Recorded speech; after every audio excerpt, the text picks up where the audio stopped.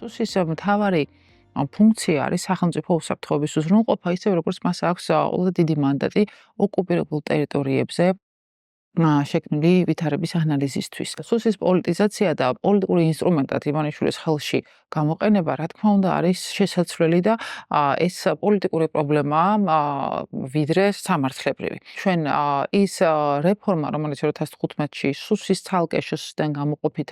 მოხდა და რაც იყო წინადადმული ნაბიჯი, აბსოლუტურად გაუფერულდა მაშინ, როდესაც დაიწყო პოლიტიზაციის მკაფიო გამოხატულება, როგორც სუსის უფროსის ანგარიშებში, რაც იყო გამოკვეთილად, ასევე მათ შორის სუსის უფროსის მხრიდან გამოძიებების ქრონიკული დაწყებით და არ დასრულებით და ყველაზე მკაფიო მაგალითი მე მახსენდება წინა ხელისუფლების დროს ერქვა კუდი, დღევანდელი ხელისუფლების პირობებში ქვია სუსი, მაგრამ თავისი შინაარსით არაფერი არ შეცვლილა პოლიტიზაციიდან გამომდინარე, რაც ერთპარტიული მმართველობის პირობებში როგორც სენსორული მოძრაობის, ასევე ქართული ოცნების მხრიდან, როგორც ბერკეტად ისე გამოიყენებოდა პოლიტიკური რეპრესიების და პოლიტიკური მიზნის მისაღწევად. შესაბამისად, ჩვენი პარტიის ხედვა ერთი არის დეპოლიტიზაცია სუსის, რასაც პირველ რიგში ჭირდება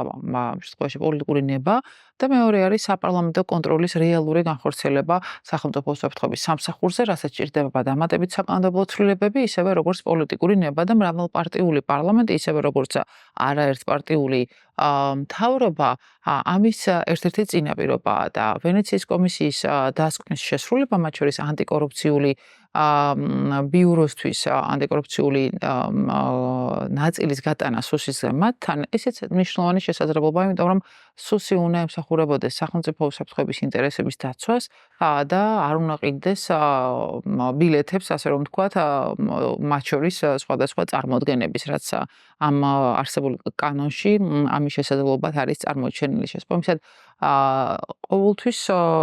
მიმაჩნდა მე პირადადაც როგორც თავდაცვის უსაფრთხოების სპეციალისტს, რომ სუსის გაუქმება კი არ არის გამოსავალი, არამედ სუსის დეპოლიტიზაცია და იმგვარი ინსტიტუციური მოწყობა, რომელიც სახელმწიფო უსაფრთხოების ინტერესებში დააბრუნებს სუსს და ჩამოაშორებს იმ ფარული თვალთვალის და მიყურადების მავნე პრაქტიკას, რომელიც ქართლ-მონაცემამ ნაციონალური მოძრაობისგან ისე გადაიღო და გადაიბარა, რომ მთავარი დანიშნულება ამ ინსტიტუტის სახელმწიფო უსაფრთხოების უზრუნველყოფა და მათ შორის მტრულად განწყობილი ქვეყნების ჯაშუშების წინააღმდეგ მოქმედება საქართველოს გაცხადებული ინტერესების სასარგებლოდ დაბრუნდეს თავის ადგილზე. ანტიკორუფციული საქმიანობა არ უნდა იყოს სუსში,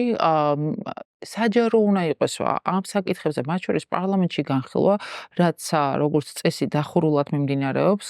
და ყოველთვის მოტივი არის ხოლმე მათ შორის სახელმწიფო უსაფრთხოება, როდესაც სუსს ჩამოშორდება ანტიკორუფციული საქმიანობის საკანონმდებლო ვალდებულება და ის გადავა იმ უწყებაში, რომლის მთავარი ამოცანა უნდა იყოს კორუფციასთან ბრძოლა და არა ბატონი ივანიშვილის ბრძანებების შესრულება, რაც ყველაზე მკაფიოდ ეხლახან გამოჩნდა, ამ შემთხვევაში ამ კუთხით მნიშვნელოვანი წინსვლა ექნება ქვეყანას ანტიკორუფციული ქმედებების განხორციელების კუთხითაც.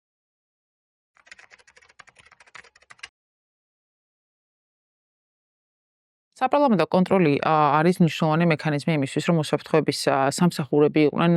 კანონის და ხალხის წინაშე ანგარიშვალდებულები. ყველაზე დიდი საიდუმლოობა არის სუსთან მიმართებაში, რასაც ერთის მხრივ კანონი განაპირობებს და მეორეს მხრივ ის, რომ საპარლამენტო ზედამხედველობა რეალურად არ ხორციელდება სუსზე. და საპარლამენტო ზედამხედველობის რამოდენიმე გზა არსებობს, არა მხოლოდ საპარლამენტო ვიზიტები ამ სამსახურებში, არამედ მათ შორის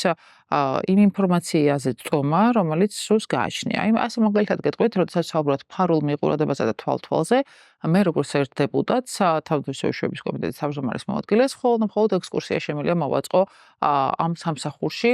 და უბრალოდ ვერაფერს ვერ გავიგებ, რამდენად ტექნოლოგიურად ეს შესაძლებლობები და პრაქტიკაში შესაძლებლობები არსებობს. მეორე მნიშვნელოვანი მექანიზმი არის მათ შორის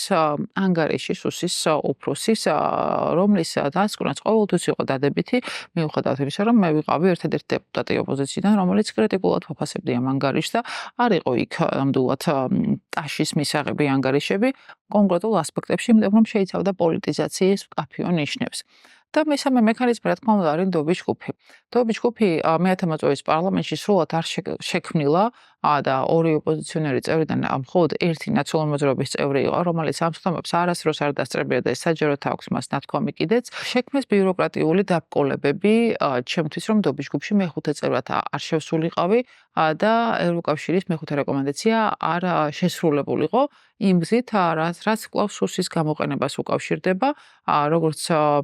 ცნობილია, ამ შემთხვევაში დობის ჯგუფის წევრს უნდა ჰქონდეს სრულიად საიდუმლო ინფორმაციაზე დაშვება, რომელსაც სუსი იძლევა. მე როგორც თავდაცვის კომიტეტის თავმჯდომარის მოადგილეს ჰქონდა საიდუმლო დონეზე დაშვება, ანუ ერთი საფეხურით მეტი იყო საჭირო, რომ დობის ჯგუფის წევრი გამხდარიყავი და თქვენ წარმოედგინეთ, სუს დასჭირდა 7 მარტიდან 7 ოქტომბრამდე 6 თვის ვადა, რაც არის მაქსიმალური კანონით იმისთვის, რომ ჩემთვის ეს დაშვება მოეცათ და ამ გზით რეალურად დამბლოკეს დობის ჯგუფში წევრობისგან, მიუხედავად იმისა, რომ მაგალითად იგივე ნაციონალური მოძრაობის წევრს ბატონი თემურ ჯანაშია სუსტად ერთ თვეში მისცეს ეს დაშვება და განაცხადეს გაკეთებიდან ერთ თვეში ის უკვე გახდა დობის ჯგუფის წევრი. ეს კიდევ ერთხელ პოლიტიზაციის მაჩვენებელია და მათ შორის იმ შიშის, რაც ერთ დეპუტატს შეუძლია მოუტანოს მათ შორის დობის ჯგუფის კუთხის საპარლამენტო ზედამხედველობა, მიუხედავად იმისა, რომ დობის ჯგუფი ასევე საჭიროებს რეფორმირებას, იმიტომ რომ ოპოზიციის წევრს არ აქვს შესაძლებლობა დობის ჯგუფის სხდომის მოწვევის ინიცირების თუ მას კომიტეტის თავმჯდომარე არ ეთანხმება და როგორც წესი, ისე როგორც ნაციონალური მოძრაობის ასევე ქართული ოცნების პირობებში, ყოველთვის თავდაცვის კომიტეტის თავმჯდომარე წარმოადგენდა მმართველი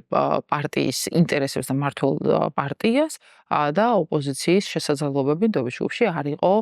გამოყენებული, იმიტომ რომ ეს პარტიულ ინტერესს ეწინააღმდეგებდა. მე ვფიქრობ, რომ ოპოზიციის მანდატის გაზრდა საპარლამენტო ზედამხედველობის პროცესში არის სასწაულად მნიშვნელოვანი, იმიტომ რომ ოპოზიციის ბუნებრივი როლია, რომ იქონიოს ზედამხედველობა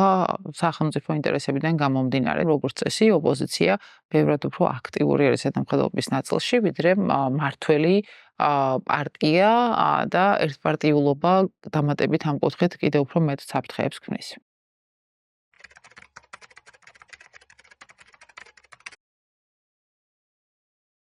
სუსის უფროსის არჩევა, რომელსაც პარლამენტი ახორციელებს, არის მნიშვნელოვანი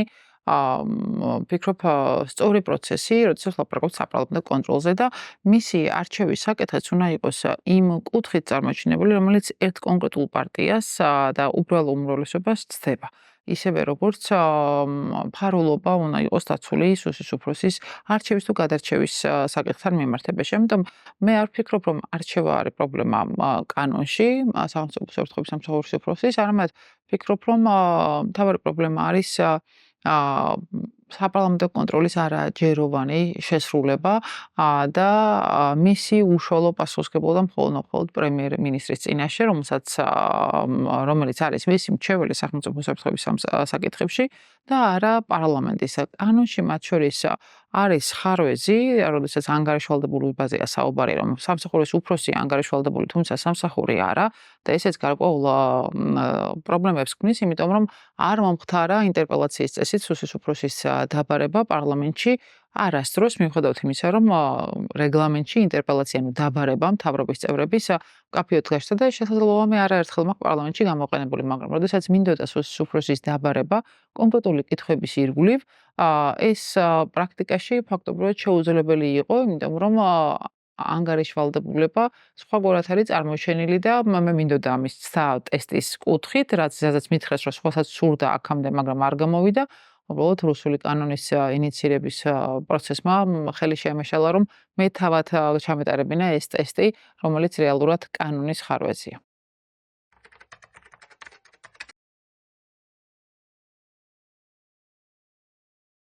მნიშვნელოვანია, როდესაც ლაპარაკობთ საპარლამენტო კონტროლზე და სახელმწიფო უსაფრთხოების სამსახურზე საპარლამენტო კონტროლზე, ჩართული იყოს არა მხოლოდ საპარლამენტო კონტროლის კუთხით პარლამენტი, არამედ მათ შორის იყოს სამოქალაქო კონტროლი და ამ კონტროლის შემადგენელი ნაწილია როგორც სამოქალაქო საზოგადოება, ამ სექტორში მომუშავე, ასევე მედია. და მაშინ, როდესაც საჯაროების პრობლემა კანონით ისედაც არსებობს და დამატებითი პრობლემები იქნება პრაქტიკიდან გამომდინარე და მაშინ, როდესაც სამოქალაქო სექტორი გარიყულია ამ ზედამხედველობიდან და სამოქალაქო კონტროლიდან, რა თქმა უნდა, ეს კვლავ პოლიტიკური ნების არარსებობას მიუთითებს. ამიტომ ჩვენი პოზიცია არის ის, რომ